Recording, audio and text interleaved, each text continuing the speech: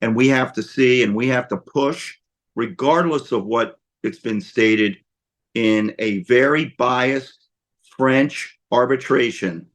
You have to be able to start getting your energy out because no one else is going to do it for you.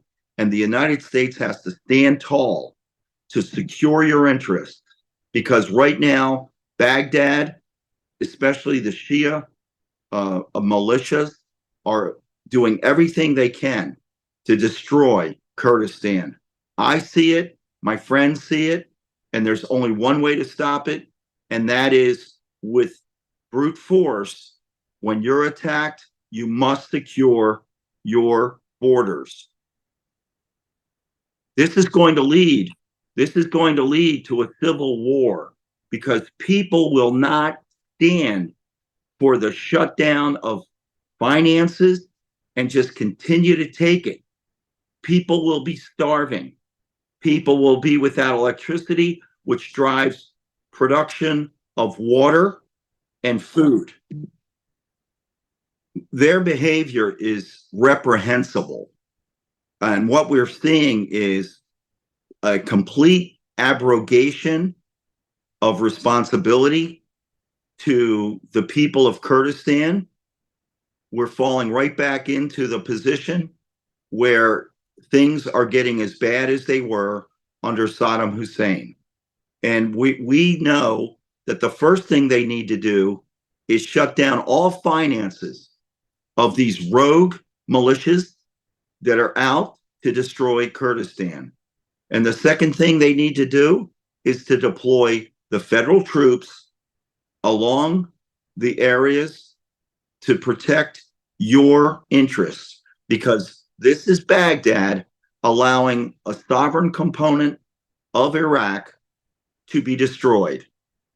Now, if this isn't their plan, they must act now, and the United States must bear against the Baghdad government and not allow them to attack you. And we just saw the Iraqi prime minister visit with President Biden, and we must press very hard. And if I were in Congress, I would assure you that I would be doing much more than sitting by watching this happen. Well, we can't do anything right now because we don't have but a one-person majority in the House, and we do not have the Senate. And of course, the presidency is being run by President Obama and his weak, failed policy. And that failed policy is one where we see right now a destruction, not just of Kurdish interests, but of American interests. And when America is strong, our allies can be depending on us, because our might in itself and our statement of resolve would typically be enough to stop this. Iran and all of those Shia militia are driven by Iran. No matter what anybody says, this is an Iranian-driven axis of resistance. Well, the rogue militias need to be defunded. They need to be disarmed. They need to be deactivated. And the Kurdistan Peshmerga need to be fully armed. You must be able to have the defensive missiles necessary, similar to an Iron Dome, to protect your region.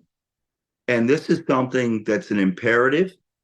And this means that Kurdistan needs to be financially fit with the wherewithal to pay for these things, initially on loan, and then finally paid for by the beautiful production of energy that everyone in Europe needs, especially at this time when Russia has suspended natural gas into Europe.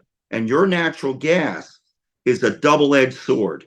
First, the lack of gas being delivered from Kurdistan and throughout the region is one that destroys your financial wherewithal, as well as your capability of growing your economy and protecting the interests, the welfare of your people, but it also damages the European interests when you can't deliver your natural gas into Europe where it's so vitally needed for the generation of products that are produced only in a modern industrial age through your natural gas and oil.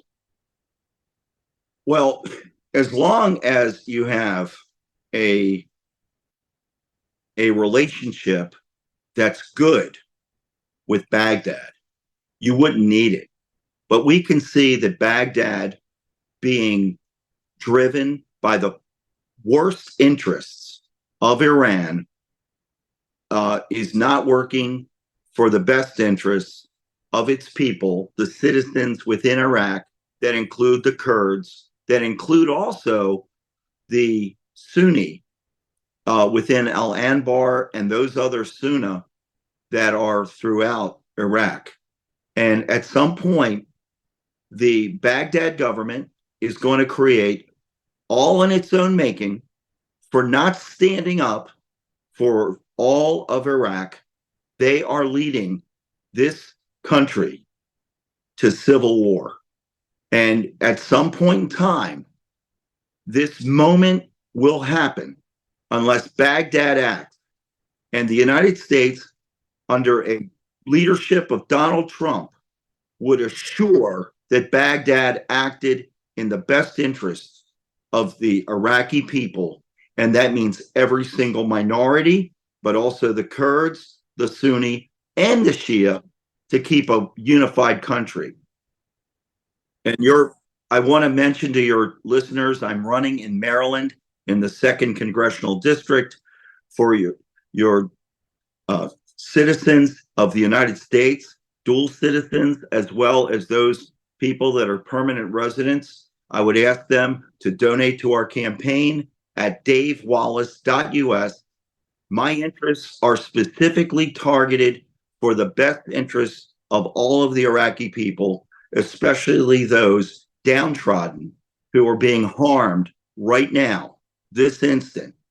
And the Iranians are doing it, and we must stand up strong against the Iranian, as well as those Shia militias that are working in the Popular Front, and also any of the other forces, regardless of their stated name, who are damaging the best interests of Kurdistan and all of Iraq. Thank you so much. You all have a wonderful evening.